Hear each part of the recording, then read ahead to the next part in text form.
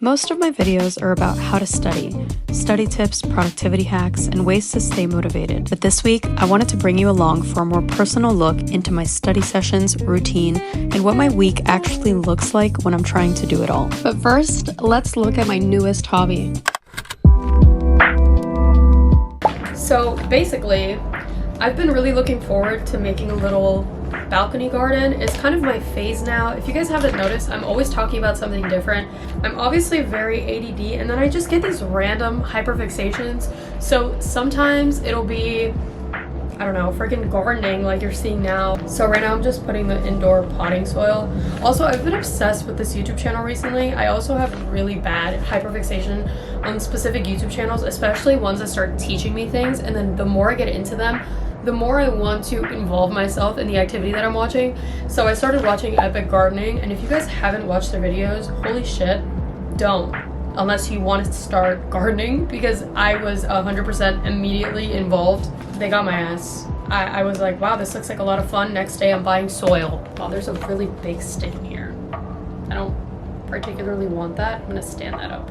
Oh god, soil's falling everywhere. Oh, also my other hyperfixation, I'm still doing my Japanese. If you guys saw my New Year video, kind of like my resolutions and stuff, I talked a little bit about how I wanted to keep a 30+ day streak on Duolingo, and I'm happy to say that I've actually kept up with it. I think my streak is at 26 days from yesterday, so I'm really excited. I'm almost there, and that was something that I wanted just to keep consistency. Hopefully I can give you guys more updates on my little balcony garden, and hopefully this inspires somebody else to start a balcony garden, because I used to feel bad for myself and I was like, I don't have a house, I can't start a balcony. Yes you can, I'm doing it. Hello, look at my little planter. Seeds have been acquired.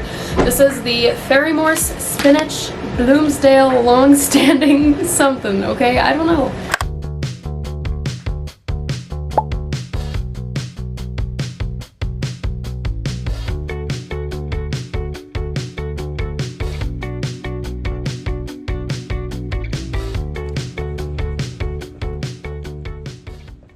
Coming to UM to study makes me really miss being in college and just having a campus. I think it's worth it for the vibes.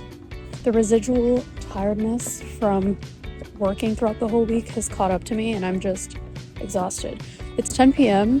and I'm just reminiscent on my college days when I could friggin' grind out like over, I don't even know, 12 hours of studying, and it's just not in me anymore.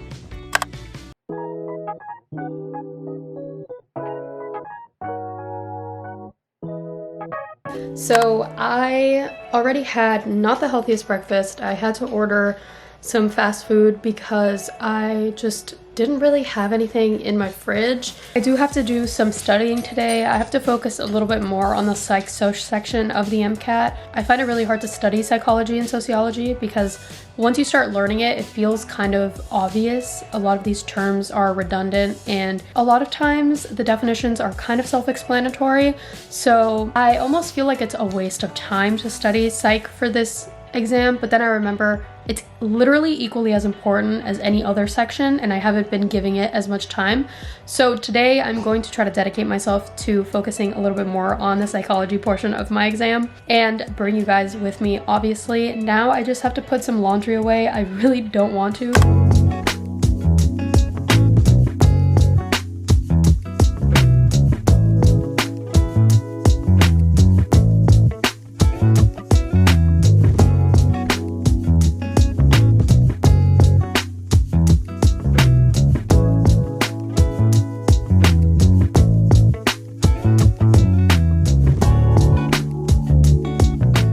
It's only been one day, but I'm a child, and so every 30 minutes I just stare at my spinach. Like, if I produce enough good vibes, maybe it'll sprout. Look, this is what I did for my basil, and look at how well that's going, so don't judge me.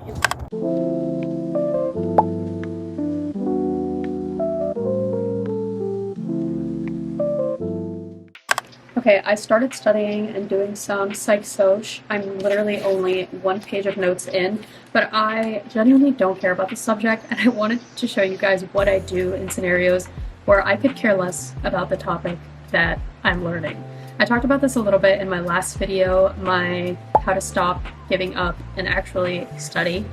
So I wanted to kind of expand on that and show you guys what I actually do when there is a topic that I don't give a shit about. So right now I'm learning about Weber's Law. Obviously it's going to be really important for the MCAT and for this exam. Am I going to use it in the future? I don't know. So I started to use ChatGPT and kind of ask my own questions and see how I could apply this to a diagnosis, a patient, and just how can I apply this in a sense that makes sense to me. So right now, the topic that I'm learning is sensory perception. So things like Weber's Law, if you're familiar with that, and then signal detection theory. I thought that signal detection theory was pretty straightforward. You hear a bell. Did you hear the bell? Yes. You heard the bell? No. You were supposed to hear the bell? Whatever. Point is, I don't care about signal detection theory. I thought it was really boring. I'm trying to read the textbook. I haven't actually depended on a textbook in a long time to learn information just because a lot of the things that I'm doing is review. So I'm having a hard time actually caring about this topic because I don't find it interesting and psychology is just not my thing. So basically what I'm doing right now is defining some terms that I'm unaware of or that I'm kind of iffy about because I haven't honestly done an in-depth review of psychology, and looking up specific questions on ChatGPT, getting some answers for things. Most importantly, getting some application of these questions. So for example, I was learning about the receptors that are associated with sensory adaptation. So sensory adaptation, from what I learned, is just literally getting adapted to your senses. So for example, my fan that's going off in the background, I don't even hear it anymore.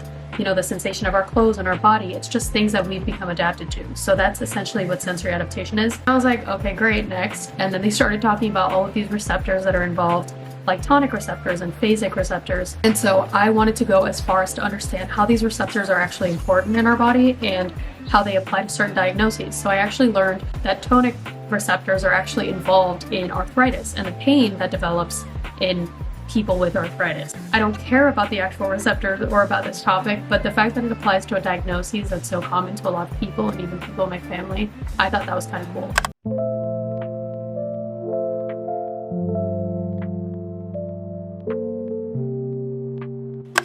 Good morning again. So today was a study day with my boyfriend.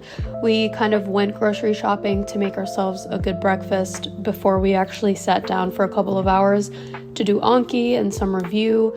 So since we knew we wanted to study for a couple of hours, we wanted to make sure that we had a big breakfast so we have no excuse but to actually sit down and lock in for as many hours as possible. Okay, boyfriend study day, day 2. It's study time. Not looking forward to it, but must be done. So our second study day was, I think, not as productive as our first because we wanted to do some studying, but we also wanted to prioritize actually having dinner and spending time together, not in silence. After we studied for a couple of hours, did our Anki and caught up, we actually got to go to dinner and spend some time together. So I know this video was not super study focused, but I wanted to show you guys a realistic week in my life. So I hope you guys enjoyed watching.